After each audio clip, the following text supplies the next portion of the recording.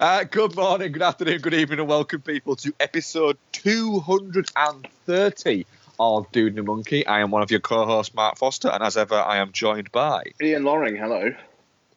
And today we have another double review show for you. Today we're going to chat the latest installment of the Saw franchise with Jigsaw. I think is it the first one for about 4 or 5 years, I think, isn't it? 2010, apparently. 2010 is the first one for 7 years. Yeah, because they did one like, oh, fuck me, what am I sitting on? Sorry. Sorry. What are you sitting on to elicit that response? It was it's a little toy that Lottie's got. It's like I don't know, she got it free with something. It's like a monster face, but like it's like you can stick it in things. So there was a bit of a sharp end. Yeah, that nearly went out of my arse then. Right, anyway. Yeah, that'd be going in the fucking steam cleaner on a bin then. yeah, no, quite. Oh, God. Yeah, no, because they did like one a year with Saw for like fucking ages. Mm. And then and then, you know, obviously they've had to stop. And we'll talk about it, but yeah. We're also going to chat the sequel to Creep, entitled Creep 2, which we'll also get into. There's a few weird bits about this that we'll get into. We're going to do some what we've been watching. I don't think we got a chance to do it on the last show, did we? I'd like to actually talk about Death of Stalin instead of just mentioning that I watched it, and I've got some. It'd be quite interesting for that there. And I've got a few bits to chat about in there as well. We'll do some trailers, probably some tangents in general, and I think we've got a question on Twitter as well. So we'll get into it from there. It should be a fun-packed show. I'm going to say it now. We're just not going to talk about all the other crap that's going on in the movie world at the moment, because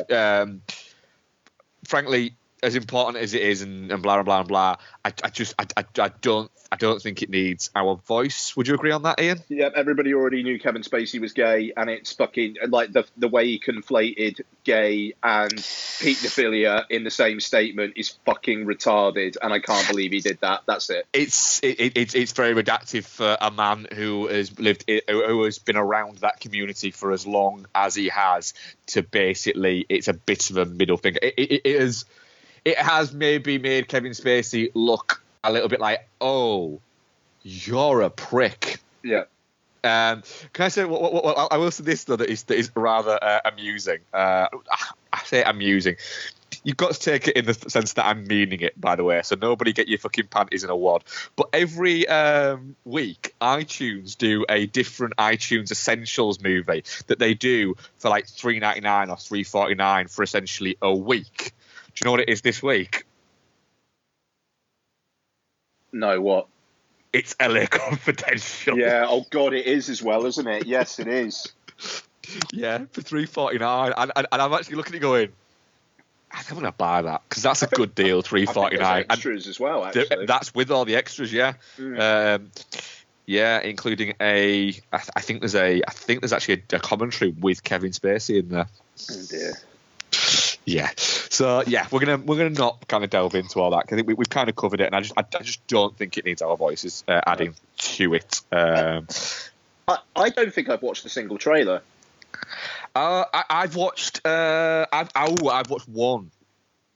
watched one. For what's it called? Mudbound. Oh, which is available on Netflix in a couple of weeks. Yeah. Yes. Okay. That fucker looks good. Mm-hmm. Okay. It's a really, really strong trailer as well. Sweet. Okay. I've heard really good things. It's got good notices coming out of film festivals and stuff. So, sorry, I'm live pouring myself a Jack and Coke here, so apologies. Very nice. And also in Mudbound, it was quite nice to see Kerry Mulligan back on screen and going, oh, God, yeah, she was a thing like 4 or 5 years ago and then disappeared. Yeah, no, she's been, I think, where the fuck has she been? She's been mothering... she's been having kids, Mumford & Sons, yeah. Right. She's essentially been giving birth to sons of Mumford. Yep. Indeed, and then they can go and work with Steptoe, and it's going to be fantastic. Bad fucking stories. Right. So yes, right, yeah, just trailers. But there's a reason why I think we haven't watched many trailers. There quite simply hasn't been any. No, there hasn't. It's a quiet period. It's a quiet period. Yeah, I think November's kind of sneaking up on people. You know, it's like 7 weeks to Christmas, and that is insane. Yeah, I mean, we've got Justice League in a couple of weeks, which is mental that Justice League is out in a couple of weeks. Yep.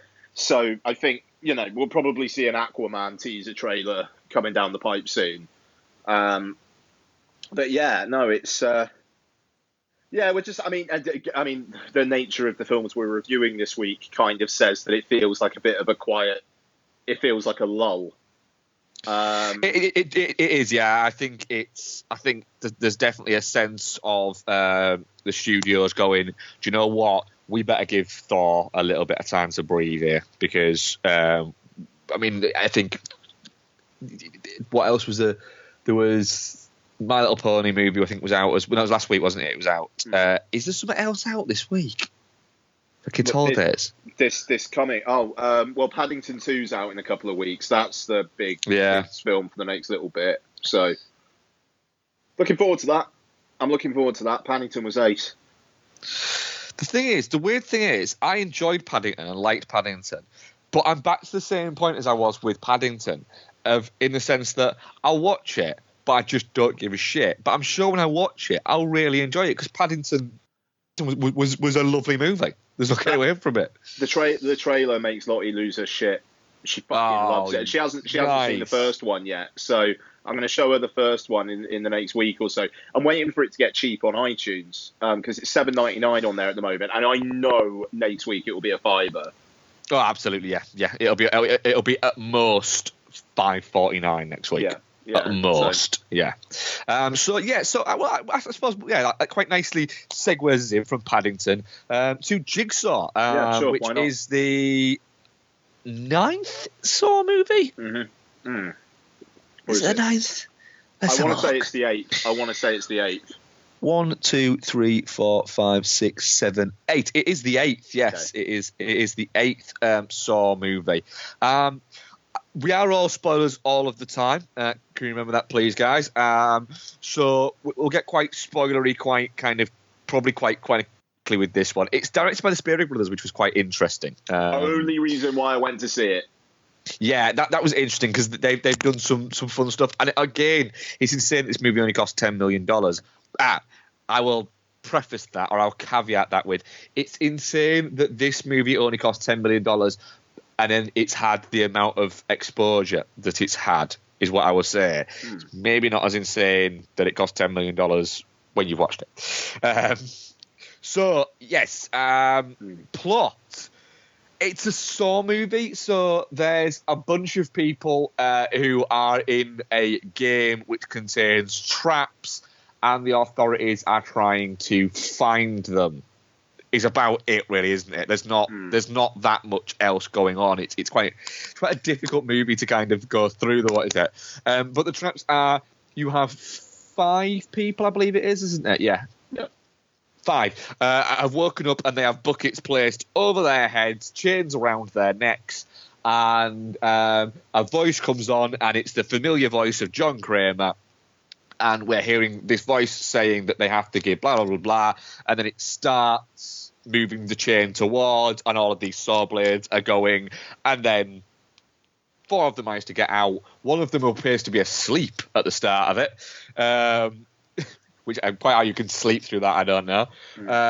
He seemingly gets killed, and then his body is hung up above a bridge, and it is found, and then detectives start looking into it. Forgot about that. Mm-mm.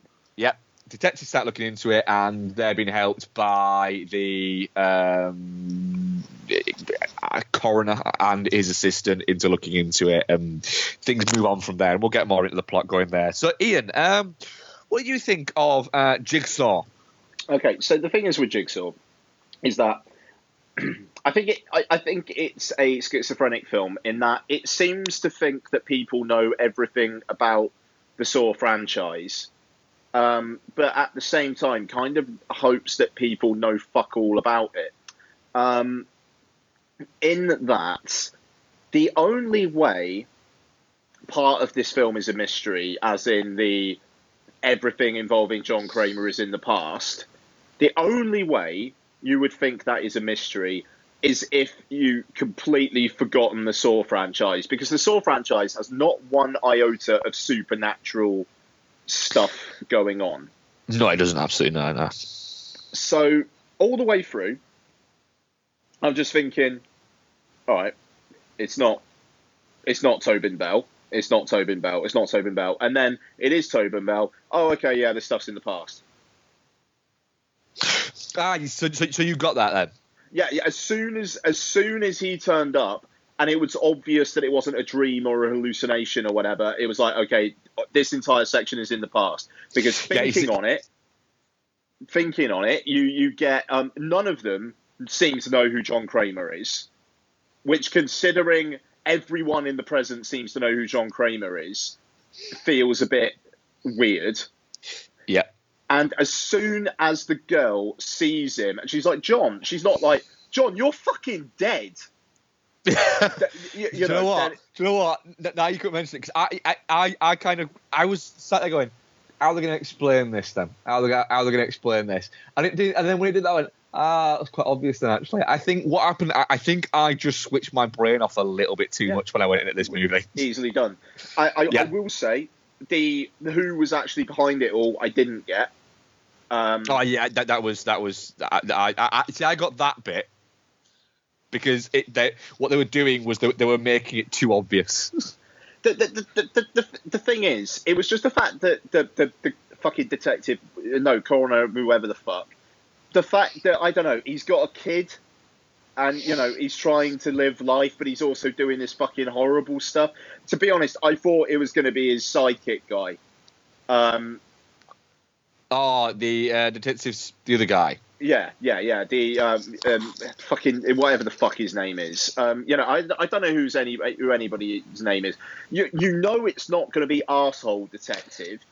Halloran. No, it was never going to be Halloran. It was never going to be him. You knew it wasn't going to be. You mean stuck cool detective number 2? Oh, it's fucking just so generic. It was, wasn't it? When he turned up in the red Mustang, I just thought, oh Christ, really? If he comes out of this, lights a cigarette, and then puts a jacket on, it's go time. And then he did, and it was like, do you know what? Fair enough. The guy looks quite fucking cool. Yeah, no, true. I mean, he played it well enough. It's a stock role, but he played it fine. But the thing is, it's not going to be Lady Coroner, because it's it's not. Yeah, it's way too obvious if it's Lady Coroner. So it's like, who are you left with? And it's like coroner or detective's assistant, who's in it but not in it that much. Yeah, he's in it in the background enough to make it to make him kind of seem like he could be him. But the only person where I was going, well, it's not her, is the sidekick, is the coroner's assistant, because it's just it's obviously not her. But again, it was another. Really, this film was so full of stereotypes. Yeah, no, quite. And but I mean, the thing is, on the reveal of that, and then what felt like 20 minutes of trying to justify what the fuck has been happening for the previous hour. It really just fucking killed it for me. It was like, I genuinely. I don't give a fuck. I really don't care. Why am I watching this? And I mean, the Spirit Brothers, I believe they kind of generally write and direct their own stuff, but they only directed this. And I just have to wonder, why? It's I don't know. It's a Saw film, which just does what Saw films do. Is it? Do you think there's a possibility with that? Because we'll get back in the movie, but it's very good kind of point to raise with that is, do you think there's maybe a thing of they've said, right, yeah, we'll give you 25 million to make your next movie, and they've gone, we need 40, and they've gone, right, but we're in year 25, then we need 40, and they've gone, do you know what? Tell you what, we'll make a deal. We'll give you 40 if you direct this next Saw movie. Yeah, I mean, and they've gone, go on then, yeah, we'll do that, and they've put in minimum effort into it. But yeah, they are minimum effort though. It really is. There's nothing inventive about this at all. No, there's not. And it's interesting. I went to see it with Bex. Okay. She sort of said after it, said it was fine to watch. It was fun. It was fun enough to watch, and your time with it is, if you know what you're getting, and if you've enjoyed enough of the other Saw movies, it's okay to spend time with. It's not a waste of time. If it had been near 2 hours long, it would have been, but it's 90 odd minutes long, isn't it? It's 90 minutes before credits, probably. But it didn't feel. She raised a good point. Said, the original ones were the traps had something to do with the person's crime. Yeah. And these didn't. They were just traps. And I've got to say, the one where he's dangling over the thing. Yeah. I didn't get what that was. Yeah, well, that as well there, and just that, and they weren't that innovative, or they seemed too far removed from what they became. They were too clean and too crisp and too well produced. They weren't gnarly enough. No, I mean the most gnarly thing in the film is not even during one of those scenes. It's when they remove the fucking bucket head thing and the brain's exposed, which got some reactions out of the audience I saw it with. Yeah, I think my exact words to that was, "Oh, that was grim." Which I spent a lot of the film going this film, because that's what it kind of did. It was just a bit. Yeah, I don't know. There's nothing to it. There's nothing to it, and it's, you've spent 7-8 years away, and now you're doing another one. And the thing is, where do they go from here? Because it's not like Tobin Bell's going to rock up in the next one either. I mean, fuck, if they made it supernatural, I could maybe go for that at this point. You could do it. It's just because didn't he die? Was it? I think hasn't been one since he died. This is the second one since he died, isn't it? Although it might even be the third, I think. No, God, dude, nah, man, fuck, he died in Saw 3. Did he? Fucking hell. See, I've seen all the Saw films, but they're so interchangeable. I reckon you could show somebody them out of sync and you wouldn't notice. I'm pretty sure it's 3, because then there's at least 2 where it's like his apprentice and like. Oh, the chick, yeah. The first one's like, who the fuck is it? And then the second one is, and it's revealed it's like a detective, and then it's like that person covering their tracks. Yeah. And then like in the final chapter, I think like Carrie Elway's it turns out it's him. Yeah. So. Yeah, it's like, what are they? If they did do another one, what are they going to do? It's going to be Mr. Coroner. Great. Brilliant.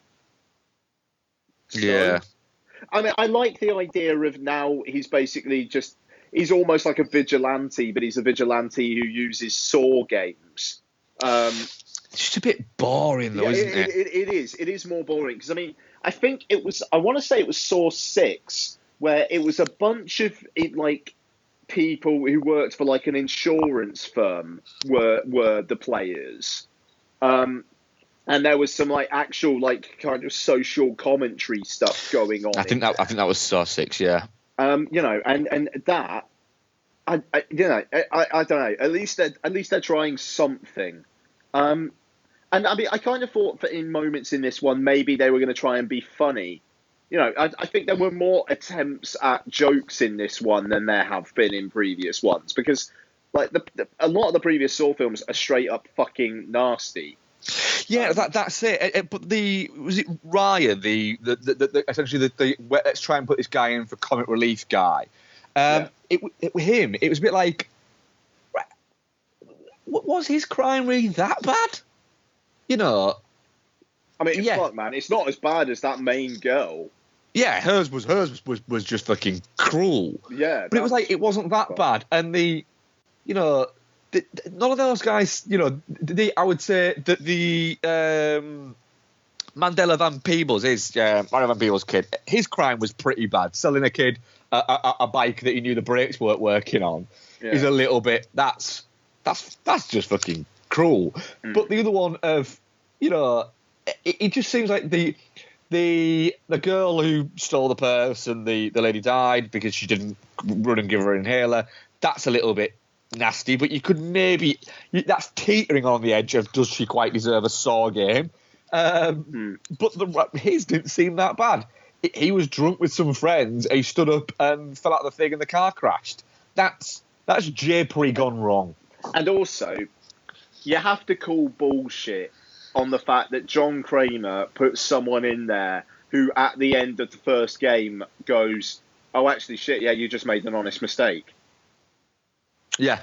It's like, no, there's no, like, the Jigsaw of the previous films, that guy is fucking sure of himself. Before he puts people in these games, he's obviously sure. Whereas with this, it's almost like he fucking the guy starts getting hit by the saw blades. He's like, oh shit, actually, yeah, no, it was just a mistake. And it's just like, what? You've kind of, you've in this movie, 8th movie, and you've almost kind of, you've for the first time shown a fucking chink in the morality of the guy, which kind of, but the chink is at the start of the rest of the movies, which kind of makes the rest of the movies a little bit like, well, hang on a minute, that doesn't make sense because he had this then. The first time he tried to do this, or one of the first times he tried to do this, he got a crisis of fucking conscience. Yeah, quite. There's not one bit. I mean, in the end of the day, this is saying this guy has been helping out all along. But there's been other people helping him out at different points. Yeah. So was there a point where he was like, oh no, sorry, Logan, I can't come out tonight. No, I'm not going to be in the studio because I've got shit on. I've got some chemo. Yeah, I've got chemo today. Oh, yeah, I forgot you worked at the hospital. No, I won't see you there. Shit. I just feel sick. Hung up and gone. Right. Should we get to work with building that face trap? Who was that? Yeah, Nobody. Yeah. Nobody. Oh. Shut up, these guys never meet. I mean, doesn't the end of the first Saw, he gets up, he's like the body. Yeah, he's the body, and notice it. Like, that's a cool twist. It was. The first Saw, the thing is, the rest of the Saws have always had an entertainment value to them, or a.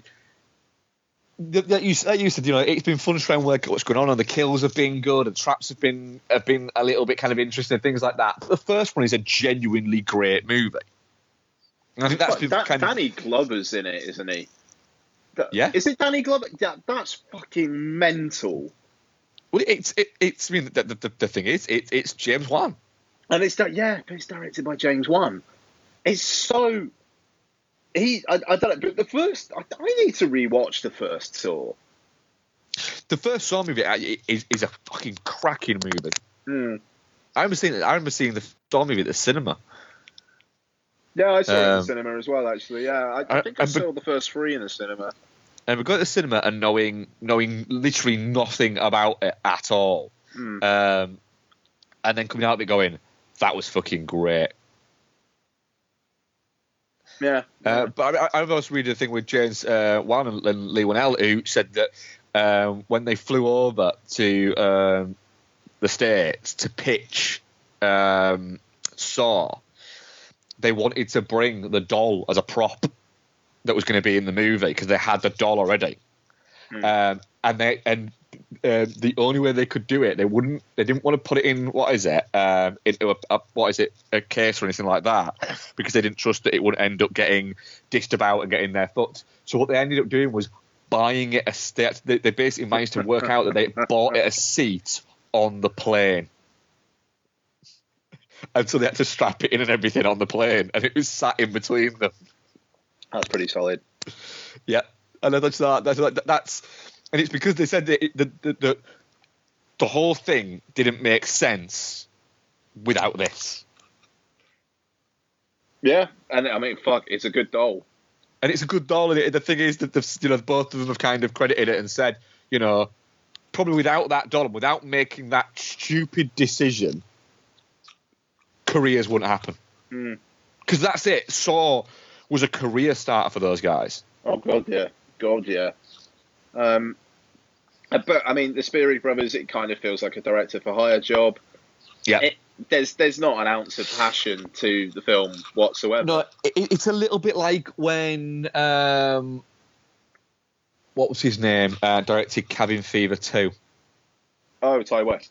Ty West directed Cabin Fever 2, and then basically just tried to spend 2 years getting his fucking name removed from it. Well, I mean, to be fair, Ty West doesn't seem to want anything to do with horror whatsoever at this point. So, no, he doesn't. He seems to have turned his back on it, which is fine. It's how a lot of folks work. A lot of folks get into film, buy a horror, and then move on. But I mean, 27 million worldwide so far. Only cost 10 million. It's not going to lose any money. It's not losing any money, but would you say that's a success for them? No, it kind. To be fair, I think they're probably. I'd like to think they're not going to bother doing another one for a bit, and when they do, which they will, just completely reboot. Yeah, maybe. Yeah, might be a better idea. But try to look and see what the other ones have made in comparison. I mean, they've all done better. Yeah, they've all, without question, done better. All right, here we go. So, worldwide, the only one to track in at under 100 million was Saw 6. Yeah, there you go. That made 70 million worldwide. These are cheap films, man. Yeah, 74 million in total for all of them. Expensive was Saw 3D at 17 million. Yeah, there you go. Yeah, but it has been... Wow. Listen to this, though, right? Listen to this for continuity. Release date of Saw, October 29th. Saw 2, October 28th. Saw 3, October 27th. Saw 4, October 26th. Saw 5, October 24th. Saw 6, October 23rd. Saw 3D, October 29th. Jigsaw, October 27th. If it's Halloween, it must be Saw. All within literally a 6-day period. That's how they do, man. If it's Halloween, it must be Saw. That was the whole thing. Yeah. Yeah, that's what is it? But yeah, so where are you? What's your rating? It feels like we've not talked enough about the movie, but honestly, there just isn't that much to talk about with it, is there? Shit, like it's not a good film. I went with shit as well because it is shit. There's no getting away from it. It is kind of shit. I'm not angry at it. It's just shit. No, I'm not angry at it. And I didn't actually dislike my time with it. It's just it is a shit film. And there's not even a good performance in it or anything. The guy who plays Logan, who ends up being the killer, is crap, frankly. His assistant, the girl who was essentially the MacGuffin,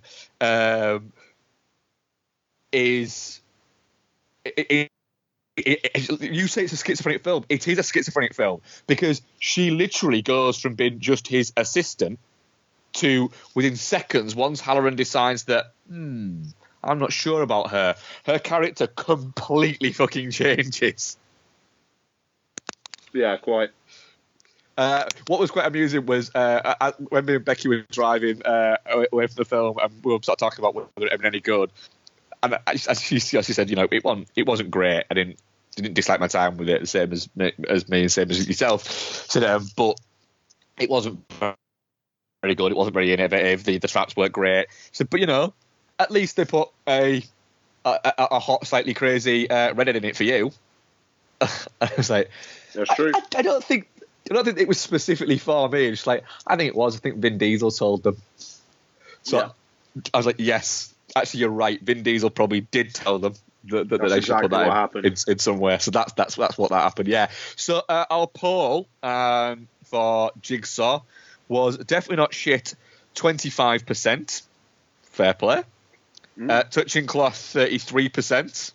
Yep. And shit 42%, and Geostorm 0%.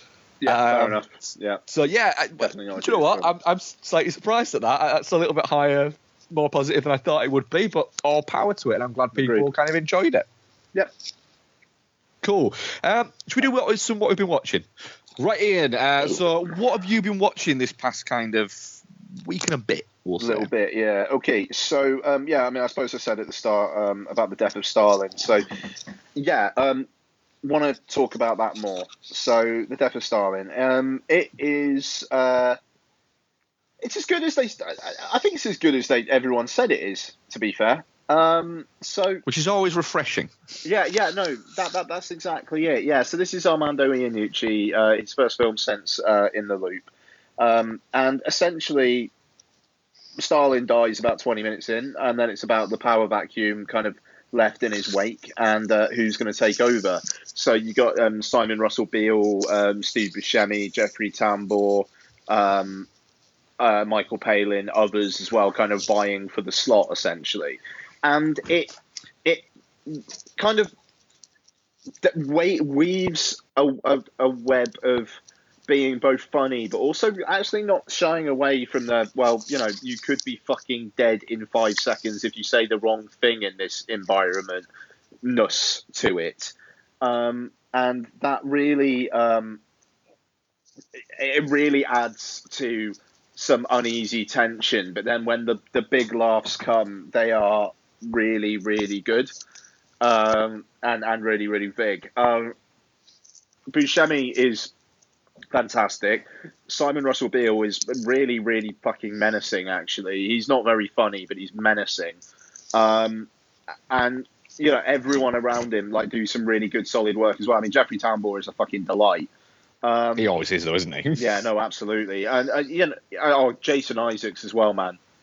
Fucking, he really only comes into it in, the final third, but he's a fucking boss. Because all the characters when they're introduced, kind of their names come up on the screen, and his introduction and kind of freeze frame slow mo thing with his name up on his screen is basically him just walking into a room, owning the fucking thing, chest puffed out, army medals all over him, and then it just comes up with his name, and it's you are the fucking shit, and he's great. And it's all really surreal because none of them do Russian accents. Yeah, they're all kind of doing different accents, aren't they? Not even doing necessarily their own accent. No, exactly. I mean, Isaacs is doing a Yorkshire accent, and it's where the fuck did you get that from? And yet it all works.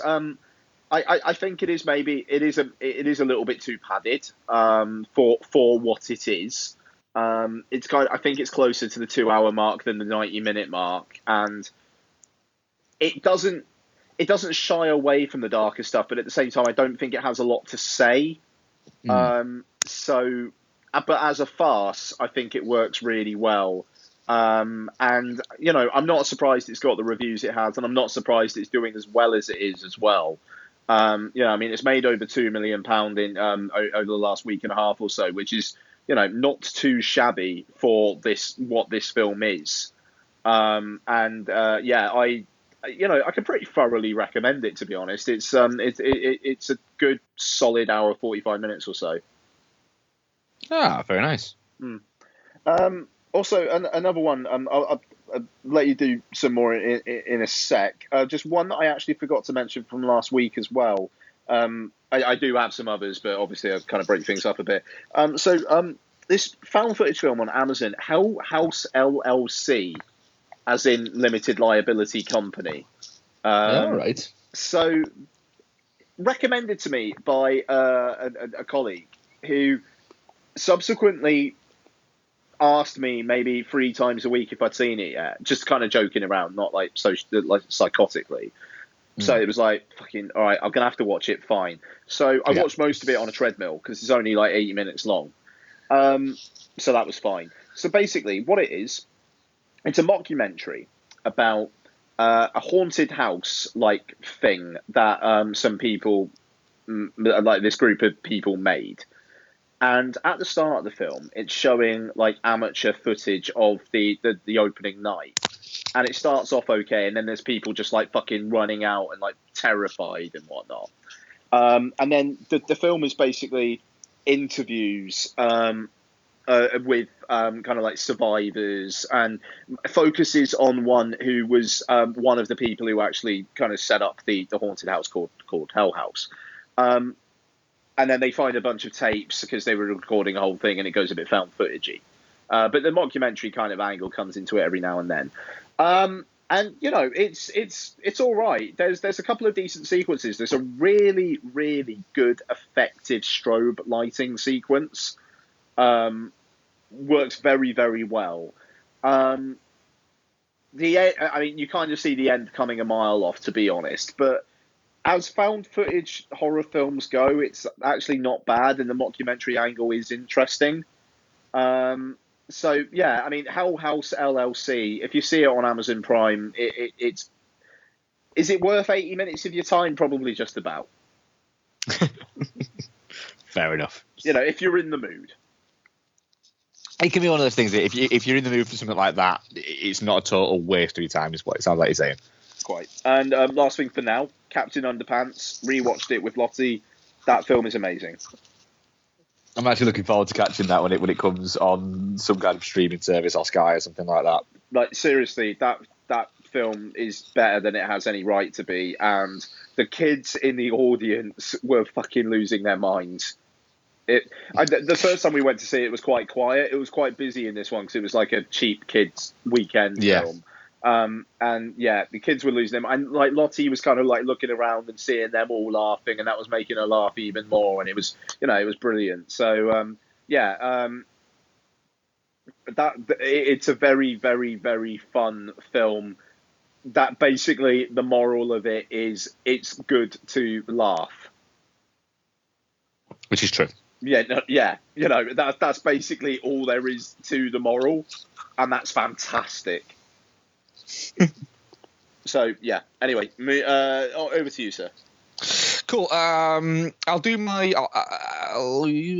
the non-rewatches first then. So the first watches, then I've got a few rewatches, which will be quick bits, and then one that's a more interesting sort of rewatch take on something. So I watched Why Him. John Hamburg film with James Franco, Bryan Cranston, and Zoe Dutch in it. It's a lot of fun actually. It's kind of like it's incredibly throwaway, but I like the fact that it's I like the fact that his character, James Franco's character in it, doesn't have I remember we're all spoilers all the time, guys. But he doesn't have an ulterior motive or a darkness or anything like that or anything that's there. And I like the fact that not only does that, I like the fact that actually gets referenced in the film by Bryan Cranston's character, where he literally says to him, "You don't have any, like, there's nothing that isn't on show with you, is there? You are exactly what you claim to be." And he's like, "Yeah, pretty much." Yeah. And it's just that, and he is just a nice guy. He's got no filter for anything at all. That's the thing. I like the fact that there is nothing particularly untoward about him. He means absolutely everything he says. Yeah, he is just a really nice, enthusiastic guy who's just a little bit, and you know, he happens to be quite good at what he does, etc. There's no cynicism or sinisterness to him. It's quite funny. But yeah, it's a good enough time spending with it, to be honest, is what I'll say. I had enough fun with it. It's funny, it's crass, it's a little bit OTT. There's Bryan Cranston's very good in it. I don't think Zoe Dutch gets that much to do in it, really. Not really, no. Yeah, Megan Mullally has more to kind of do in it, and she's got a particular styling of comedy with it, with the way she performs that you either like it or you don't. And at some points, it was a little bit like, "You're boring me. Can we get back to somebody who's funny?" Okay, fair enough. And the weird thing is, I usually find her quite funny. I thought she was alright in it, to be fair. I thought she was all right. There was just a few points where it was a little bit like, do you know what? A director should be going, maybe this has gone on for too long and it's stopped being funny. I meant to ask. Sorry. Go, sorry. No. Go on. Keegan-Michael Kay is funny in it. The fact that he just keeps jumping out and attacking James Franco at random points is quite funny. Sorry, just unrelated. Miss Peregrine's Home for Peculiar Children is $4.99 in 4K on iTunes at the moment. Have you seen that yet? No, I haven't. Do I do it? Yeah. Yeah, the thing is, you have more of a tolerance for Tim Burton than I do, and I thought... Oh, you really liked it as well. Yeah, all right, fine. And I thought it was cracking. So I had to even kind of swallow my fucking pride with that and go, do you know what? This is a great movie. Yeah, okay, all right, it's bought. $4.99 in 4K. That fucker will look lovely in 4K as well. Like, seriously, man, the amount... Fucking Apple are just doing some crazy shit with the fucking 4K stuff at the moment. I mean, Ghost in the Shell is a tenner. Miss Peregrine is a fiver. Kong Skull Island is a tenner. Fucking... I don't know why you would want Victor Frankenstein, but it's a fiver in 4K. It just... They're fucking undercutting their competition so much. The Shallows is a fiver. I might pick that up for a fiver. They're just the fact that they're adding stuff as well. Yeah, no, quite. I mean, last year's Ghostbusters, fiver. Really? Yeah. That's not bad. That. Yeah, I mean that's not bad in HD. Let alone that's cheaper than the original Ghostbusters. Yeah, Ghostbusters 2 is $5.99 in 4K on here. Ghostbusters 1 $7.99. Fuck. So yeah, no, I mean it just tangent. Bridge on the River Kwai, $5.99. I want to watch the Bridge on the River Kwai in 4K. The Town, $7.99. That's not bad. Yeah, man. I mean, I don't know. It's Bridge on the River Kwai, $5.99. Yeah. And like you say, they keep adding stuff. Spider-Man: Homecoming, 4K on Friday. Right, Goodfellas. $8.99 for the remastered or $7.99 with the all of the extras. Yeah, it's weird that they've got two listings for Goodfellas. I already had the version they upgraded to 4K anyway, but did they? That's nice. Fucking seriously, you've got to get yourself a 4K TV. It's got to happen. Yeah, I'm gonna have to. Like it makes sense at this point. Like the amount of 4K content you'll already own. Well, yeah. I'm intrigued to see what the Revenant looks like as well. They've added that now as well, and the 4K Blu-ray of that is literally like the best looking fucking thing I've ever seen on a TV screen. Yeah, you very much fell for that, didn't you? Yeah, so God knows what that's going to look like. But anyway, sorry about that. But why him? Yeah, it's fun. It's certainly worth watch if you already know that that's kind of comedy is in your wheelhouse for sure. Nice. Other one, sort of new thing that I watched that I hadn't seen yet. Well, obviously because I hadn't watched it. Was The Founder. The kind of story about Michael Keaton is a massive dickhead and an American hero. Yes. Michael Keaton plays Ray Kroc, the guy who stole McDonald's and then marketed it to the world. It's. I think I'm a big fan of sort of biopics. I can fucking drink in that shit, even if it's not a real person. If it's a biopic of somebody that's fictional, I can still kind of go. Take into life, but this was quite fascinating because it's, McDonald's are, it's huge. it's a global empire, and it's kind of amazing that the way that it started, and it was quite fascinating. And I thought it was quite a well done picture. It was the sort of thing that maybe you get the feeling that had it not been as controversial a story as it is, it might have got a bigger picture making it. If that makes sense. But everyone in it's very good. Nick Offerman's fantastic. John Carroll Lynch is great in it. It's always nice seeing him in stuff. He's in something else I'll talk about later on that he's very good in. But Michael Keaton is very good as Ray Kroc, and I had a great time with it, to be honest. I really enjoyed it. I found it quite a fascinating watch of going through. You've always, with these things, you've kind of got to read a little bit between the lines and go, right, am I getting an accurate sort of story based on it, or am I just getting a film based around the events? And either way, I think you've kind of got to judge the film based on how it is with something like this. And I had a good time with it. It finished, and I thought, and we stopped watching it, me and Bex, when it finished at about kind of 1 a.m, and she sort of did turn around and say, "Can I be honest? Like watching, I really fancy going around to McDonald's and getting a burger." Nice. There's some great scenes. The scene where he first goes to the McDonald's, the first McDonald's, and there's like that queue, and he kind of joins it, and the woman turns around and says, "Don't worry, it won't take long." And he gets up to the thing and gives his thing, and it's quite fascinating that for a fries, a burger, and a shake, it was like 35 cents. And he gives him it. He's like, and he kind of looks at him, and the guy's going, "There you go." I was like, "Well, that's it." He's like, "Yeah." He's like, "Well, where do I eat? Where do you have like plates and stuff like that?" It's like, "No, you just kind of just eat it." It's like, "Where? In your car, on that bench, anywhere. Just move along."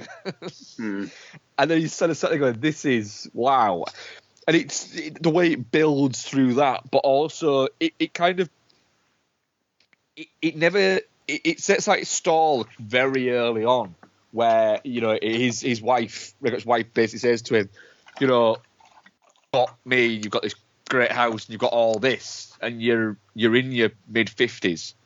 When he's enough, and he's like, "Never." Which kind of is it is that thing. It's for some people, it's never enough. It's not about the money; it's about the thrill of the fucking chase, I suppose. Yeah, I thought it was an interesting film. It seemed very schizophrenic on its attitude towards him. Like, I didn't know whether it was supposed to be some sort of subversive look at how American values corrupt people, or whether. Yeah, I think with him, I think it's basically saying a little bit like, look, he wasn't a good guy, but was he that bad a guy? For him, it was just he screwed over the guys who invented McDonald's. He screwed over McDonald brothers. But for him, it was kind of like they kind of screwed over themselves, because if they'd have made it a little bit easier, which you don't know whether or not it was true or not outside of the movie and blah, blah, blah. If they'd have made it a little bit easier for themselves and not been as stubborn, then fuck it. It's not his fault that they wouldn't go along with his idea. If they'd have been a little bit more malleable, then they could have come along for the ride. But he noticed that, the only way I'm going to get to do this is if I do it without them. And, he rightly or wrongly, you can argue whether it's a good thing or not, but he gave the world McDonald's. And it's McDonald's is one of those things whereby I will say, if people say, I don't like it, don't have it, won't touch it, it's a little bit like, I always feel like saying to them, do you know what? Bullshit. You fucking have a shame McDonald's every so often. You fucking know you do.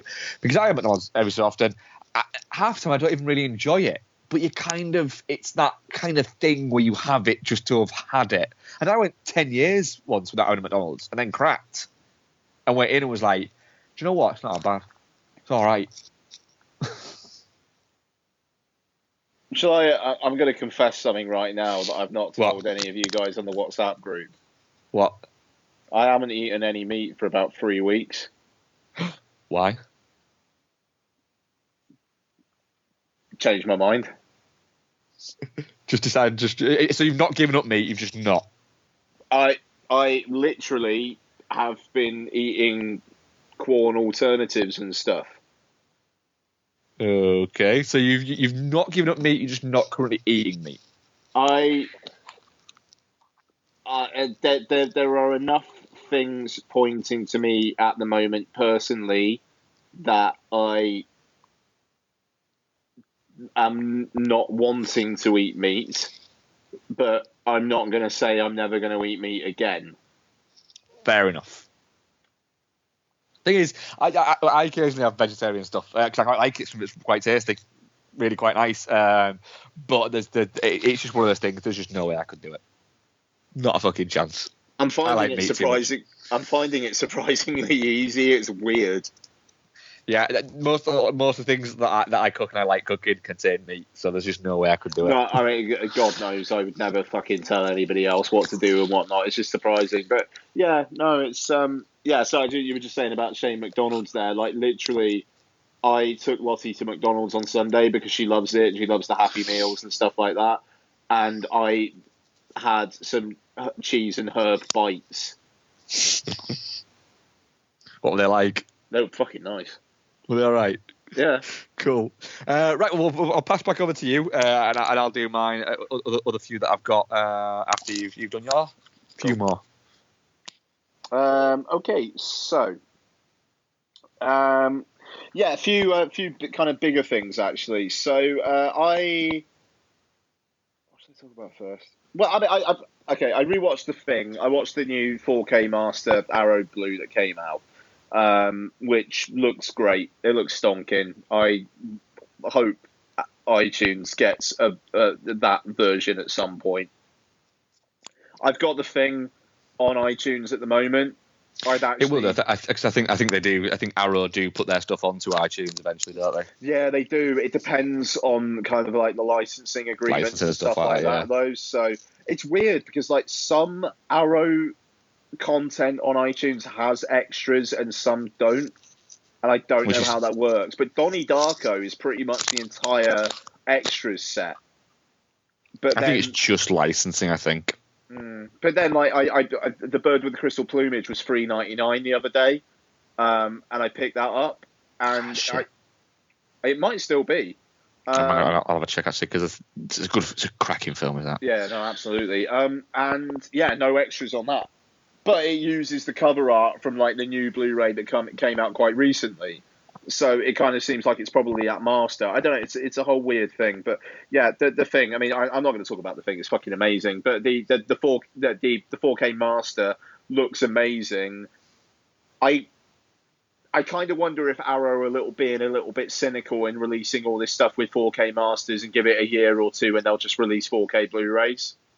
I do have to wonder what maybe they're thinking about that, especially considering they're at like a connoisseur's like label. You'd think they'd be thinking about that. Yeah, they are essentially in a really fucking weird way. Things like Arrow and Arrow getting things like the ability to do The Thing and things like that. It shows that. These are the companies who are going to still have success with physical media. Yeah, and I don't know. It's like I wonder, and again, I also wonder if maybe they don't put extras on everything on iTunes because they want to basically reward their physical media people. Maybe which is fair enough, to be honest. Yeah, no, I'm cool with that. I mean, I don't watch extras enough to really complain. But I'll be honest, like if I see something's got iTunes extras, it does make me more inclined to buy them, even though I never fucking watch them. Yeah, I'm the same on that. If something's like $4.99, but I go, oh, but it's got iTunes extras on it, I'll get it, and then I'll never watch the extras. Yeah, it's weird how that works. But yeah, The Thing. You trick yourself into thinking you might want someday. yeah. But no, yeah, no, absolutely. But I think I don't know. I think I'll get. I do every now and then watch some. You know, I mean, Popstar Never Stop, Never Stopping. I watched all the extras on that multiple times. The fact that's the one you watched all the extras on is fantastic. Oh God, yeah. Okay, so I also watched 7852, which I talked about the trailer for this a few weeks back. The documentary about Psycho, and yes, most specifically the shower sequence. So yeah, I wanted to watch it so much that it's not available to rent on iTunes until December, so I just spent $9.99 and bought the fucking thing. And that's $9.99. That's quite that's yes. Yeah, I wanted to watch it, so I liked it. Good. I'm actually okay with spending $9.99 and having it in my library. So it's basically it focuses on the shower sequence, but it spends some time to get there. And it's a mix of like historical context, kind of like production stories, analysis, like critical analysis, and kind of fanboying.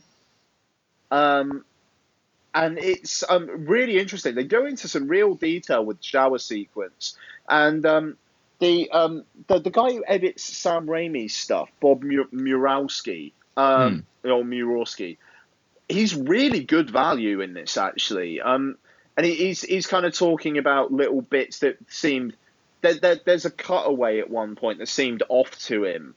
And then it cuts away. It cuts to someone explaining, well, actually, yeah, they had to put something in there because Janet Leigh breathed, and stuff like So it's like picking up on him, kind of fanboy noticing it, but from an editor's point of view, and then a production story where it's like, well, yeah, I actually did it because of this. So it kind of justifies it. I don't know. It doesn't do the Hitchcock Truffaut thing of basically turning into a general analysis of Hitchcock when I wanted that to be a film about Hitchcock Truffaut. Yeah. That film feels like false advertising. It really is about the shower sequence. There are Elijah Wood and the guys who he runs Spectre Vision with are the kind of the fanboy contingent here. And there are moments where they're just watching the scenes and they're just going, oh, it's just so good. And that bit there, it's stunning. And it's like, fuck off. Just stop it. I would rather see film like professors and filmmakers who are in the craft of what they're talking about on screen talk about this stuff. And I thought it was really interesting. I mean, if you are at all interested in the background of Psycho, watch it. My university dissertation focused on Psycho and the Texas Chainsaw Massacre, and there was stuff in here that I'd never heard about. So, and I've read up a lot on Psycho. The really, really interesting stuff. And it talks about its place in pop culture as well, but not in that kind of thing that, a lot of pop culture talking is doing at the moment. It's like, oh, remember that? Yeah, wasn't that cool? Remember this? Wasn't that cool? It's not that.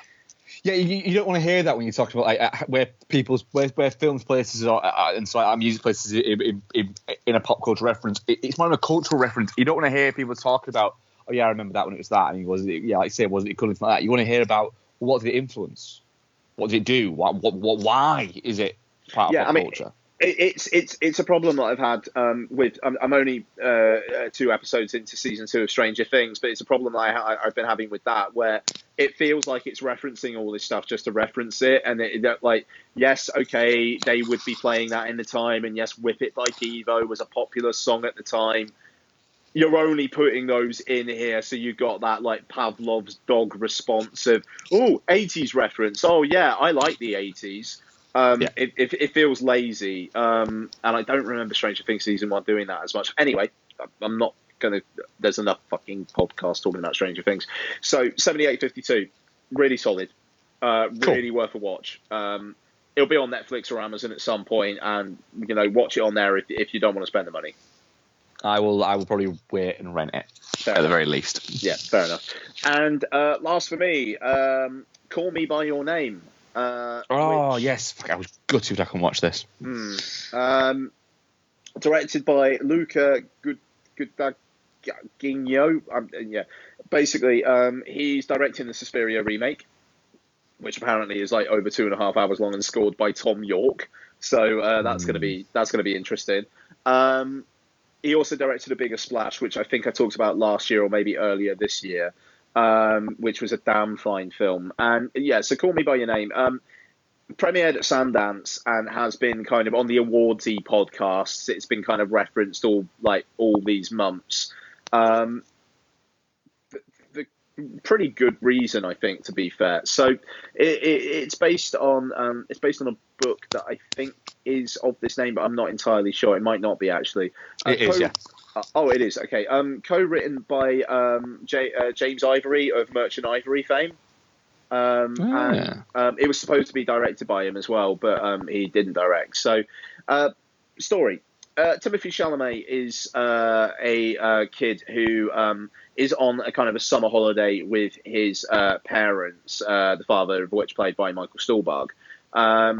And they go away every year. It's like a summer residency, and every summer they have an academic to stay to kind of help the father out with research and to kind of like generally live the life in Italy.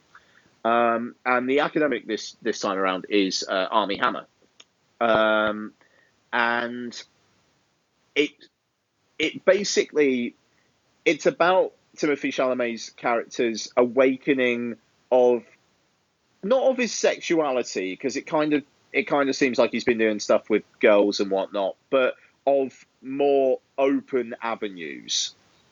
So, not straight up. It doesn't seem like straight up gay, but certainly bisexual. Now, I will say, this film very much told me that I am not gay, because an object of affection also is this very, very, very good-looking Italian girl. And when he started falling for Armie Hammer, it was like, that Italian girl's pretty nice, buddy. She's pretty nice. But he and Armie Hammer kind of start falling for each other over the course of the film. It's well over 2 hours long, and it does feel it, in fairness. But it gives you a lot of time to explore their relationship before they actually start doing the do. And actually, there's not a lot of the film where they do. But when they do, it's kind of euphoric. And they both seem very, very happy. And it's actually quite lovely. So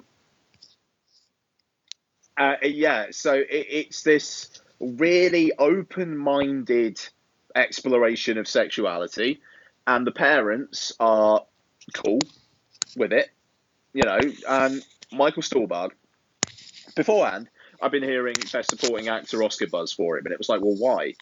Like, he's in it, but he's not in it that much. And then he gives a speech at the end.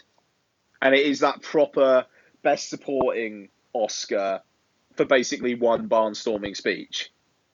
And he fucking rinses the shit out of it. It's amazing.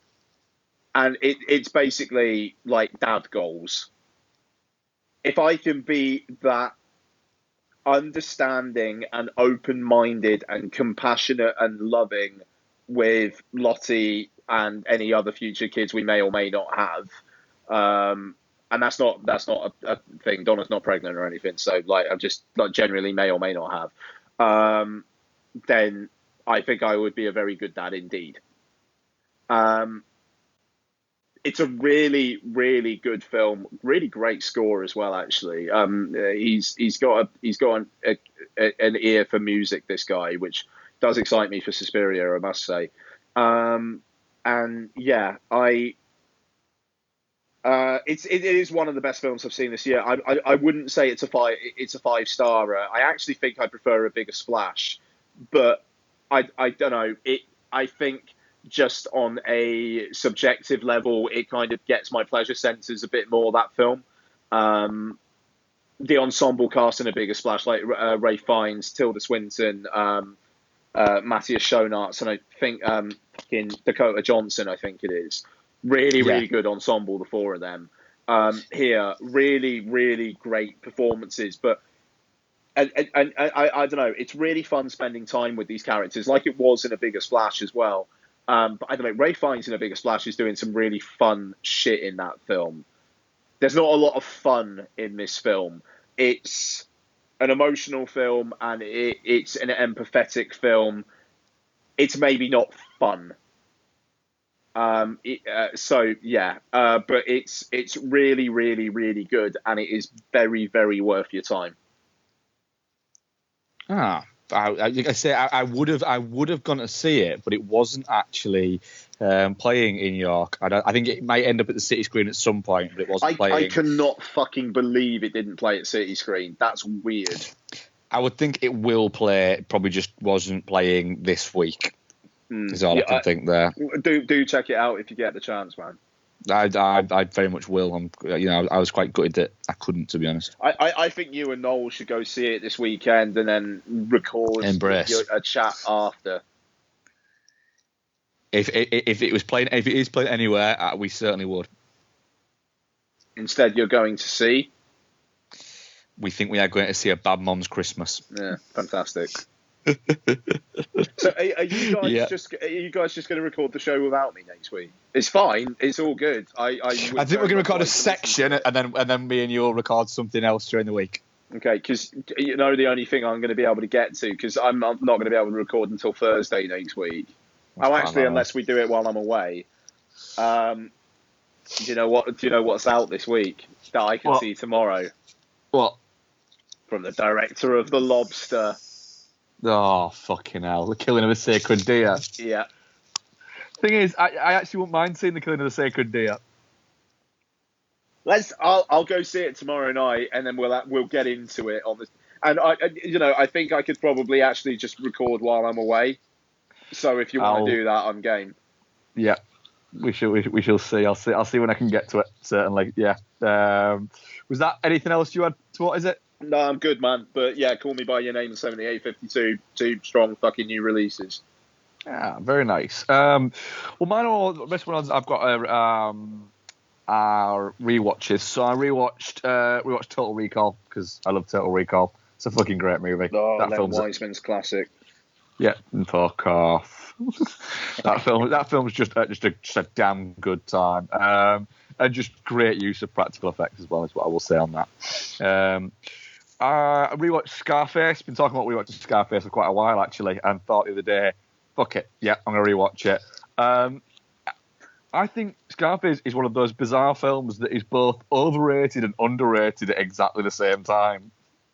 It is overrated in its pop cultural references, and it is underrated as an actual properly good piece of, I suppose, 80s kind of hyper-violence in a way. It very much is an uber cocaine movie. Yes. It's a movie written about cocaine by somebody who was essentially weaning themselves off cocaine at the time. It's by Brian De Palma, a man who I'm guessing has taken cocaine, and we all know that without question that Al Pacino quite enjoyed a bit of the nose candy during his time there. Indeed. It's nearly 3 hours long. It's insane how long Scarface is, but it does kind of fly by. Scarface, fuck yeah, it does. Yeah, you don't feel like you're watching a near 3 hour movie. And also, when you don't feel like you're watching Al Pacino in a movie, you do feel like you're watching Tony Montana. It's a really cracking performance from everybody involved, and it's a film, I think, that's kind of, when it found the new hip hop audience in sort of like the early noughties, it's kind of almost been to detriment of the actual film itself, I think, because it's seen in a different, in a wrong light now. It's seen as a film that glorifies all of this, when actually I don't think it actually is glorifying it. You know, No, the film itself doesn't in the slightest. It's just all the fucking accoutrement. Yeah, and the thing is, I remember getting the game, which is like a sequel to it, and fucking enjoying the shit out of the game for it. So I've been guilty of kind of indulging in all that. But it really is a cracking film. Another rewatch of a cracking film is rewatch Shutter Island. Okay, very good. Yeah, that fucker is... Again, I just think Shutter Island is really fucking underrated. I think Shutter Island came out at the wrong time a little bit, because people, they almost downplayed it as being a little bit kind of like lower level Scorsese, and and we've said this before quite numerous times on the podcast. Calling something lower level Scorsese is still saying it's a lot better than most fucking things. Very much so. Yeah, Martin Scorsese's worst 5 movies would still be most people's fucking... Most people would go, shit, if I had one of those on my CV, I will be very fucking happy. DiCaprio's fantastic in it. Ruffles in... I'm pretty sure this is a pre-Hulk film. Ruffles. Yeah, 2010. Well, pre-him in Hulk, yes. Yes, yeah, pre-him in Hulk, as Hulk film. It was kind of like that when, you know, he was coming back from, you know, breaking his spine, essentially. When he did... what was the Michael Mann movie he did? With... Collateral. Collateral, that's the fucker. You know, I mean, he was kind of re-establishing himself as being... This guy is a fucking solid actor, and I think he did in the space of a few years. You know, he did like Collateral, he did this, and he did Zodiac, and you know, he was very much a director's actor, and I think he still is a director's actor. And also Michelle Williams in it, and she's fantastic. It's just I think it's one that deserves sort of people going back and rewatching it and going, oh, actually, this is a lot better than it's kind of given credit for. Because for some reason, it kind of got... I don't know, it kind of seemed to get... It seems to be looked at from the wrong direction, I think. I think it's because everyone kind of... I've mentioned this before. Everyone kind of went, yeah, well, it was a little bit obvious, wasn't it? And it's like, no, you dumb bastard. That's the fucking point. It's not hiding anything from it. And the fascinating thing about that I've always said about Shutter Island is... It's not a twist because the movie, and I know I've said this before on the podcast, so I might be boring some longer listeners.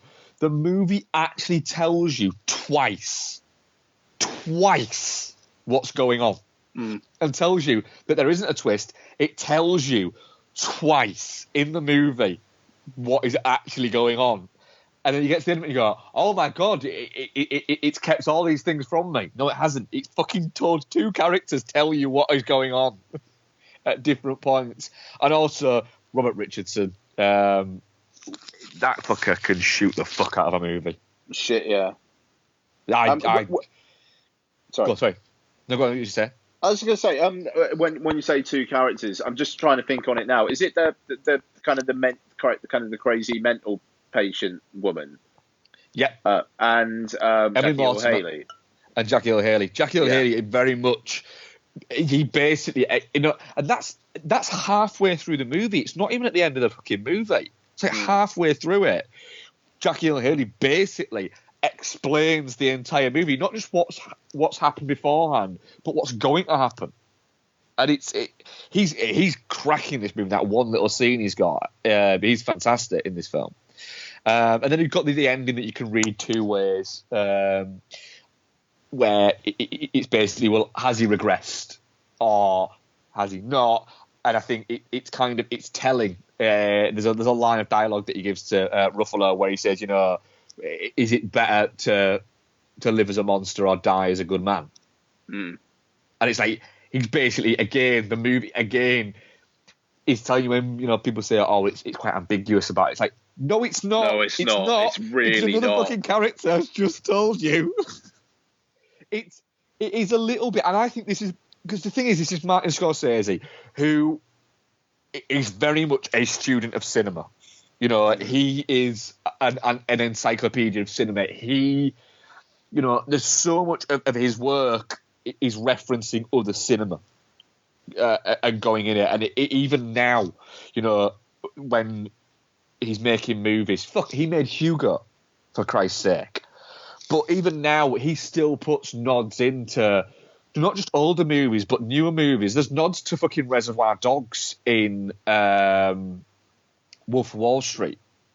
You know, it's just, he can't help it. You know, and also he's very movie savvy. He knows exactly what he's doing with this movie. He knows that he's going, do you know what? At this point, this is like 2010, it's nearly 10 years old. At this point, everybody's obsessed with twist movies, with a bit of twist. So what I'm going to do is I'm going to make a movie that's a twist movie that doesn't actually have a fucking twist. And it's spectacular in that sense. For that, it really is a great movie, and great sort of supporting performances. You know, Michelle Williams, Emily Mortimer, Max von Sydow has a great fucking scene in it with DiCaprio and Ruffles in there, and Patricia Clarkson, who I always love seeing in things, is in there as well. But yeah, Shut Eye's a cracking film, and it's actually on Amazon Prime at the moment. Fucking A. Yeah, I mean, I got that shit on iTunes, but that's a good... Yeah, absolutely. Yes. And the final one that I rewatched is The Abyss. Because the thing is, The Abyss, there's no Blu-ray of it. Oh, yeah, it's in fucking HD on iTunes, isn't it? Ah. It's not in HD on iTunes. Oh. Oh, It's no, in not on HD iTunes. on Netflix. Fuck, yeah. Ah. Right. Oh. However... Yeah. Right, it's the theatrical cut. It's not the director's cut of The Abyss. It's the theatrical cut, which when it started, and I thought, do you know what? Yes, I love The Abyss. I think it is James Cameron's finest work, The Abyss. Without question, I think it is. I think it is Five's film. It's for me, it's a weird kind of like it's almost, and it's a really strange type of movie. It's almost like a comfort movie for me. It's a big warm hug of a movie. I love spending time with it. So once it crops up on Netflix, I started it, and I got about 10 minutes in and went, not even 10 minutes in, but about 2 minutes in and went, shit, this isn't the director's cut. It's the theatrical cut. Shit. I was like, I'm not that happy about this because I have seen the original cut before, but it's been a long time. Whenever I've watched it since, has been on DVD, and it's always been the director's cut because there's not going to be. The director's cut is a better movie. Indeed. But I thought it's going to be interesting to watch this as like a comparable bit, because the director's cut is very much in my brain. It's a movie I know quite well, so I can kind of pick out where they've changed it. And there's not 2 or 3 minutes; it's like 50 minutes shorter. So it's a big chunk of the movie is removed. And it was interesting because it's the first time Bex has watched the theatrical cut rather than a director's cut, and she. Again, I'm not going to go too much at what The Abyss is about. I assume most people have fucking seen it. But she was very much like, this is just almost like an action movie then, isn't it? I was like, yeah, it basically is just an action movie. And she's like, it takes out all of the bits that make The Abyss interesting. And it's true. It's nowhere near as interesting. It's still good. It's still a solid 4 out of 5 movie. But it's not for me, 5 out of 5 movie that I think The Abyss director's cut is. So it's a little bit like, I'm glad it's on there and it's in HD, but I still want to see the fucking director's cut in HD. So please, somebody sort that out and get it on iTunes, because I'll pay fucking $13.99 for that happily. Yeah. So yeah, it was a little bit. It's a cracking movie, but it is a little bit balls for that. It was a little. You're gonna watch it and go, The problem is, I wish I'd watched the other movie. Sure. That's a shame, man. That's a fucking shame. It is a shame. Yeah. So, moving on to our other feature review. Fuck me, we haven't even done that yet, have we? Jesus. No, yeah. Yeah, Control Guy's got to be anywhere. Fucking hell. Do you mind if I just quickly get a drink? Is that alright? Oh, of course not, mate. Alright, fucking hell. I was thinking, shit, that's quite a tight show. And it's like, no, it's not. So, Creep 2, sequel to the 2014 movie Creep, written and directed by Patrick Bryce and starring Mark Duplass. Mark Duplass and Patrick Bryce return for this one. It is apparently part of a trilogy, isn't it? Apparently it's going to be. Apparently so, yeah. Yeah, Mark Duplass stars as Aaron, the serial killer from the first. In Creep 2, it opens up with him killing another victim, but kind of realising that he's nearing 40 and has kind of lost his mojo for it. So he does the same thing as we saw in the first movie. He asks for a videographer to come out and offers him $1,000 to come out and video him, and he straight away starts telling the videographer, played by Desiree Akali. Yeah. So it tells her straight away that he is a serial killer, and this is that he wants her to document him, kind of giving access to him kind of getting his mojo back on discovering what made him do that, everything like that. She is a film student, I think, isn't she? And she also has a web series called Encounters, where she encounters strange people and documents it. And she's very well aware that it's crap. That's basically it, isn't it? So she goes there, and Duplass's character does the thing that he does. Ian, first of all, right? The first one dropped on Netflix, didn't it? Yes. So the first one just arrived on Netflix, but it wasn't a Netflix original. They didn't fund it or anything like that. The Patrick Bryce and Mark Duplass basically just kind of essentially gave it to Netflix to get it out there. And it was, I think we both enjoyed it, didn't we? Yep, like Creep. And then this one went on VOD. It didn't go to Netflix. Yet it still stays in the credits. Netflix presents a Netflix production, which kind of is a bit strange in the sense that if it's a Netflix production, why the fuck isn't it available on Netflix? It's weird because I mean, to be actually, funnily enough, they talked about this on Film Junk last week as well. Or this week actually, and it's a point because Netflix basically are like, look, if we're going to put money into this, it's going on Netflix first, and apparently the VOD window is going to be fairly short, and then it's going to be on Netflix. So it's a little bit that just seems a little bit flying in the face of their whole fucking thing, doesn't it? Well, yeah, I mean, I would assume that Netflix had some sort of financial interest in it, but didn't bankroll the whole thing. But even that, this movie can't have cost more than $1 million. You'd think not, wouldn't you? Yeah. I mean, I don't know. I mean, it'd be interesting to see what they say about it. And the thing is, I was just kind of assuming that basically they were going to do it on VOD before Halloween, and like it'll probably be on Netflix next week. But it's like, look, if you want to watch it, if you're in for a scary movie before Halloween, pay a $5. Do you think it's a test in the waters? No, to be honest, because if they were testing the waters, I think they'd be doing it on something like Bright. You know, I mean, weird, like, if they were bothered about recouping money, Bright cost $100 million. Yeah.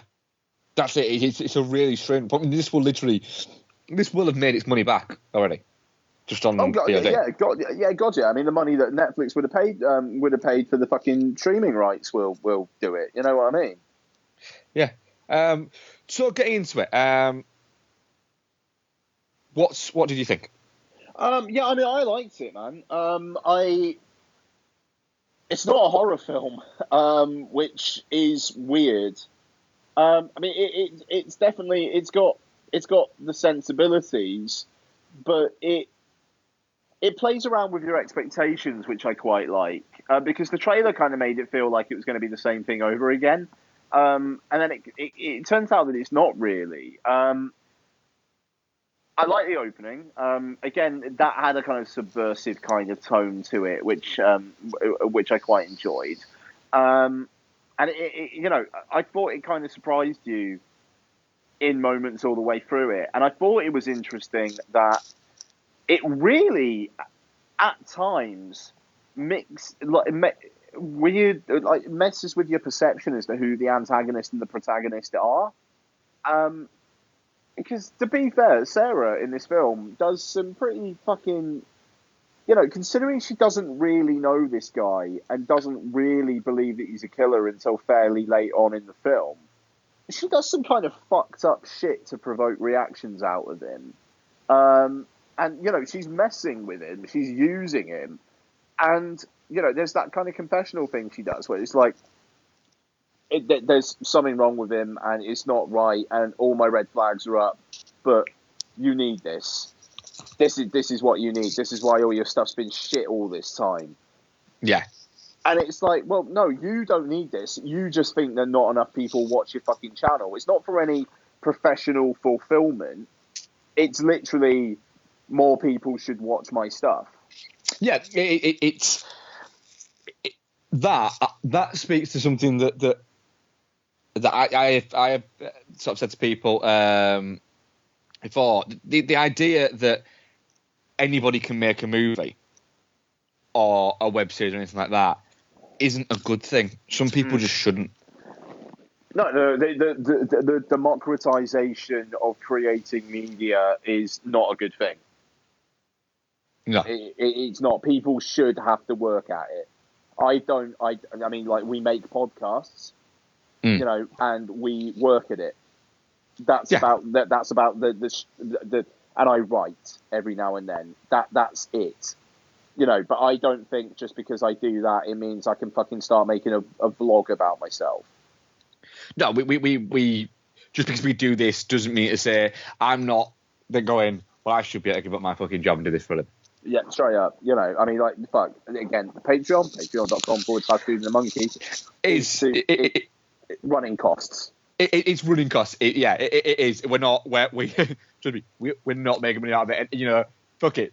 If by some fucking weird freak chance, it will never happen. But what is it? If ever we did get to the point where we're like, holy shit, we actually could do this for a living, it would never happen. But if we ever did, in a hypothetical weird world, we would be very much going, right. I get the feeling that we would be the type of people going, right, how do we stretch ourselves? How do we go from this and go in our comfort zone? How do we do something stupid to fuck it all up? Let's make a documentary. We do something stupid like that to reach beyond where we are, because that's kind of that's how we go. If you're not reaching beyond what you're kind of capable of and like that, then why are you bothering? Yeah. Yeah, so I mean, I don't know. I'm very intrigued to see what you thought about this, but yeah, I didn't find it scary. I thought the ending was a bit okay. Obviously, they want to have another one, and I am intrigued to see where it goes. But at the same time, there's shit in considering how real the film feels. There are some hits at the end of this film that it feels like people shouldn't be coming back from quite as easily as they do.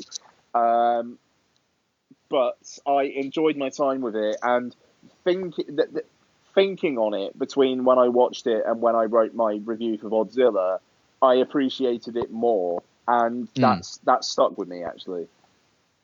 Yeah, I enjoyed it. I think it's led by what is a great kind of central performance by Mark Duplass again. He's fucking fantastic. I think an interesting character. It also helps that I'm actually quite a fan of his work in general. It's quite strange the fact that for instance, me and Bex have just finished doing a rewatch. 'Cause me and Bex, I've said this on the show before, we need a half-an-hour show to be watching. At all times, we need a half-an-hour show to watch because I think it's something we have around, so we'll watch it if we're ever watching dinner while we're eating, which we don't do that often, but occasionally we do. Or if either of us, we can't get to a film because it's too late or something like that, we'll watch a couple of episodes. So we always need like a half-an-hour show going. Recently we did a rewatch of The League, which Mark Duplass is in. So it's quite strange watching kind of 7 seasons of him in that, and then the next thing you watch him in is this. It's quite strange. But yeah, I like the fact that it's the same kind of setup as the first movie, but a different take on it. In a way, is quite nice. I thought her character was good. She's a good character. It's a good performance. I like the fact they don't make her that likable. She's not a likable character, I don't think. I think that you're almost kind of more tuned towards him. She's a little bit... She doesn't seem like a very nice person. She seems like a bit of a dickhead, actually. Yep. And I think that's absolutely intentional. And the fact that she's essentially... she's trying to make a web series where she goes out and she meets these crazy people and essentially tries to exploit people who are a little bit eccentric or not quite altogether seeking comfort and friendship, and she's just trying to exploit that. That's why her TV series isn't working, but she's so self-absorbed that she's unaware that's why people won't be watching it, because people just don't give a shit about you thinking that you're better than people. That's it. You know, if they want that, they'll just watch a reality TV show. And it's her arrogance and I suppose arrogance is absolutely the right word, but also her inability to see that her vanity is going to get her in trouble this time with this guy, because you get the feeling that she just thinks that he's just an eccentric whack job and that he hasn't actually done any of this, which most people would do. But then he shows her a fucking video to kind of prove and go, no, look, I really am a serial killer. And well, I mean, go on, sorry. Yeah, no, I mean, just... And the way that in his head, he's basically, you know, in his head, this all makes perfect sense. It's, I put in the listing fans of Interview with a Vampire. Yeah. You know, and it's like, because in his head, that means that they should be ready for some crazy shit. Yeah. You know, and he shows her the video, and, you know, like, his logic... I genuinely think if she was like, no, I'm not into this, see you later, and if she said, look, I'm not going to tell the police or anything, like, in the end of the day, I don't know what that is, he'd probably be like, yeah, all right then. Yeah. Yeah, you know, that's the thing. But the thing with him is that you can't ever really tell where he's going. And I mean, I think the first scene illustrates that as well. It's a really interesting scene, that first scene. Yeah. And yeah, after that, it feels like that's the only situation in this film where he's like straight up lying to someone about what he is. And the first film, there was a lot of lying. You know, he's pretending he's dying of cancer and he's making a video for his kid. And yet with this, it feels like he's actually honest with her the entire time. That's it, yeah. Which is really interesting. He doesn't appear to be lying to me. He does appear to have kind of, like he says, lost his mojo, lost the reason for why he was doing it. And like I said, it feels more like a job now. And that's it. And she's reawakening it in him. And all the way through, you're like, you know, why the fuck are you doing this? Don't do this. And you know, but at the same time, it's like, fuck you. You are literally doing this to further your own shit. and you're underestimating your subject. You're not respecting your subject. Yeah, you're thinking that you're smarter than your subject, and that you're in control of the situation. And at no point is she ever in control of the situation. Exactly. That's the thing. I mean, it's a clever film and there's shit to delve into, but at the same time, it's not scary. No, it's not scary. It's not a horror film. Yeah, I'm not sure what genre it is, but it's not a horror film. And I mean, that's interesting. I mean, because there's that sequence where he goes missing out in the woods, and she goes looking for him. I swear there's a similar sequence in Creep. Yeah, and it is a scare sequence. Whereas here, it's just like she just sees him. Okay, and we're good. Yeah. So yeah, it's I don't know. It's just this really weird mirror image of the first film, but you're almost you're not on side with him, but you see his point of view more, and I wonder whether Creep 3 will basically just have you. It's almost like a trilogy of sympathizing with a psychopath or something. I'm fascinated to see where they go with it. Yeah, I'm the same. I'm kind of very much looking forward to seeing.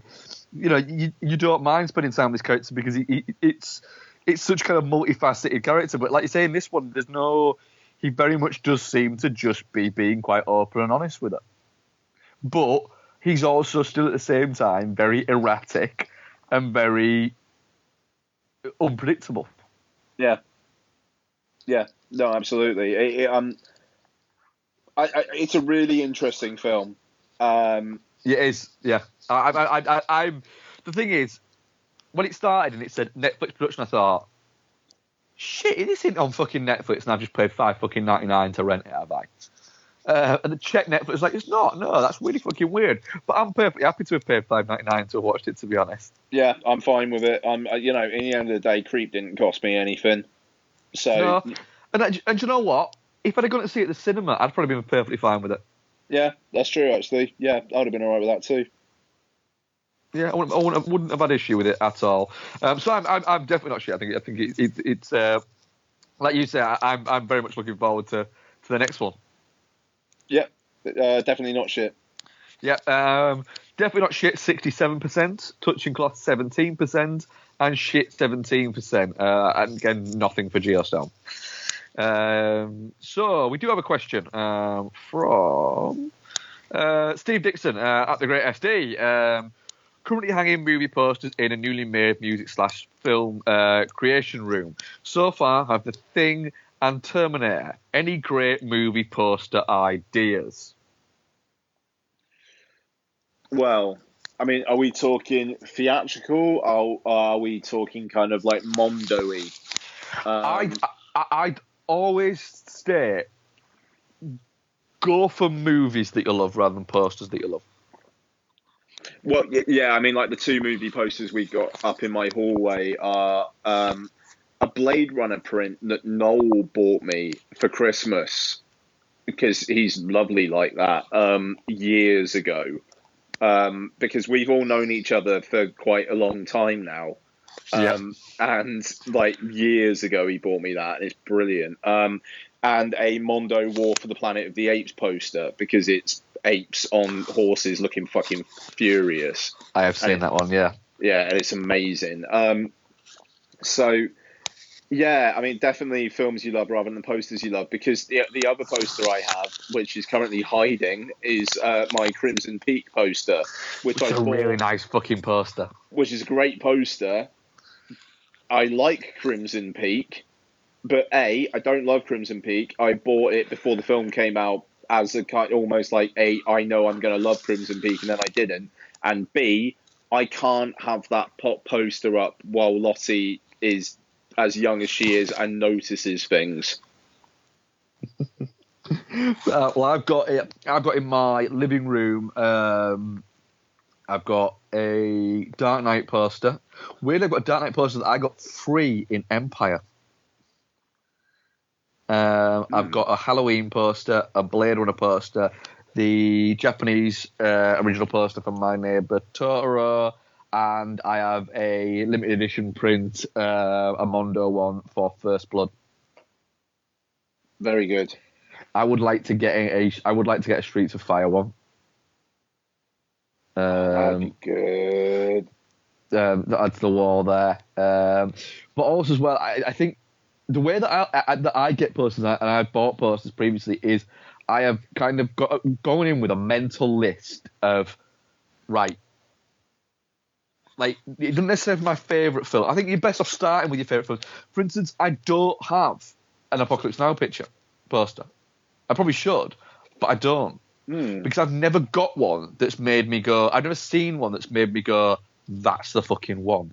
I've always seen them and gone, no, not quite. I do have one. I had one for when they did the Redux, and they re-released it in cinemas about 5 or 6 years ago. I've got one of the big cinema posters for that, but it's a 4-sheet one, and so I need to get a billboard poster to put it in, and also it's landscape, so everything else is portrait, so it would look a little bit weird. So I've got to find somewhere for that. But in my office, I've got a lot of Giallo posters in there, the mini ones that you got with the arrow things. I've got all those framed. Nice. But the way I get them is I'll come with a list of films that I would, that I like and that I think might have a cool poster, and I'll just fucking look for those and then go from there. But I think that there's also a thing of try and get something that's interesting. So if you can find like a Mondo poster for a film you love or anything like that, even if you're spending a little bit more, it is more like artwork for that. And I'm very much one, I really, really dislike generic artwork. I don't get why people have it on their fucking walls. I will not have it in the house. And I fucking hate it. Wall art is fucking worse. I despise the fucking crap. But as well, it basically, wall art is, I don't have enough fucking personality to decide what to put on my walls, so I'm going to let Habitat do it for me. I fucking hate it. Yeah, that's a good shout. But as well, I don't like having pictures. Like, there's no pictures of Isabel anywhere in our house. And people mention it, I'm like, I know what she fucking looks like. She lives with me. I don't need a picture. That's quite cold. All right, fair enough. But I don't. I've never have. I'm not. I don't really. I've never seen the point, which is weird because there was in the house I grew up in, there was loads of pictures. But the weird thing is, and I think this is the reason why, there was loads of pictures, but none of them were of me. They were just all of my sister. To the point of where, I don't know if I've said this on the podcast before, I might have done, but I might not. Our chimney breast at home before, when my parents were still together and we all lived together, our chimney breast there was a poster-sized picture of my sister on the chimney breast, and on the mantelpiece underneath it, there was another 2 pictures of her, and then one in the middle, a picture there. But there wasn't a single picture of me in the living room. There was a picture of me as a baby that my dad thought was of me, but it wasn't. It was actually my sister. That's pretty solid.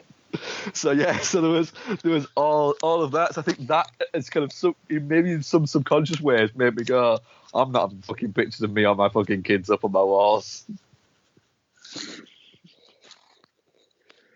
So I don't. So instead, I have a big, on my chimney breast is a big, huge My Neighbor Totoro poster. I'll take that. Yeah, I do. I fucking love that poster. Yeah, no. And I got it because I love the poster and love the film, but Becky adores the film and adores the poster, so it was that kind of. Oh, I got it as a gift to her.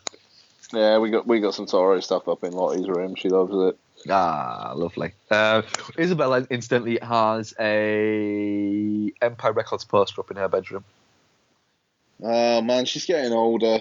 I remember when she wasn't as old as she is now. It's fucking scary, mate. Yeah, yeah. That's the room that Noel will be staying in. Nice.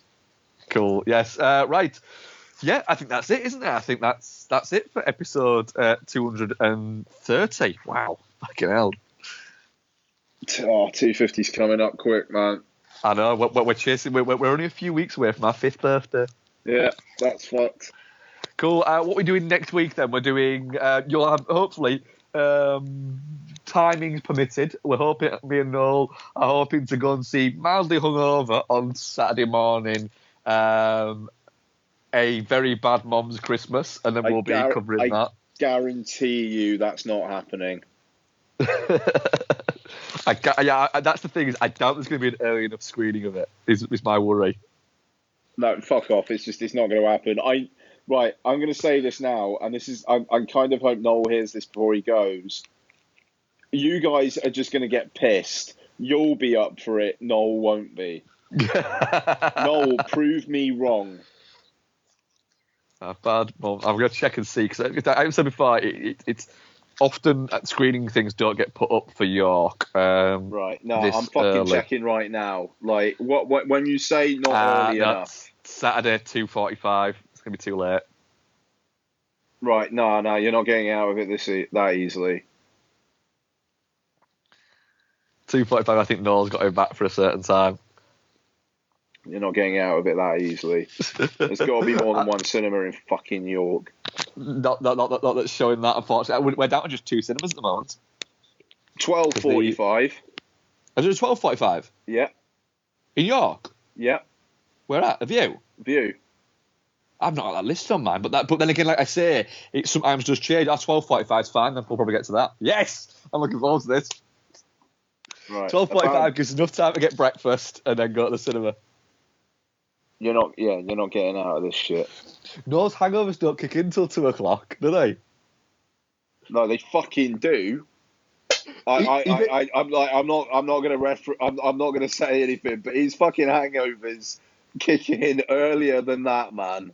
I've been with Noel. He's all right. Then is it 2:00 and it's just gone downhill from there? Nah. Right, okay, nah. We might have that. And we're also we'll have me and your good self chatting the Killing of a Sacred Deer if I can get to go and see it. Good. Otherwise, you two have to record an entire show by yourselves. Well, we might even do some fucking. We might even discuss a fake news story while we're a little bit drunk on Friday night. Okay, yeah, I'm quite looking forward to that actually. Yeah, I know what that's about. So yes. Yeah. Where we got angry about it before we realised it's a fake news story, and I'm not going to tell you people what it was because me and Noel decided we're still going to discuss it anyway. Yeah. Episode 230. There is extra things because I've worked out a way to record stuff on my iPad. So there'll be a few shows for myself. Ian's recording something tonight. Also as well, I'm hoping to get some stuff written in the next couple of days to go on the site. So dudeandmonkey.com, Patreon/dudeandthemonkey, @dudeandmonkey, @IanLauren, @dudeforce, dudeandmonkey@gmail.com. Ian, am I forgetting anything? No, that's it. I better go record some Star Trek. Cool. Right, I'm going to go down and eat food. Yep, later. Thank you very much for listening, peeps.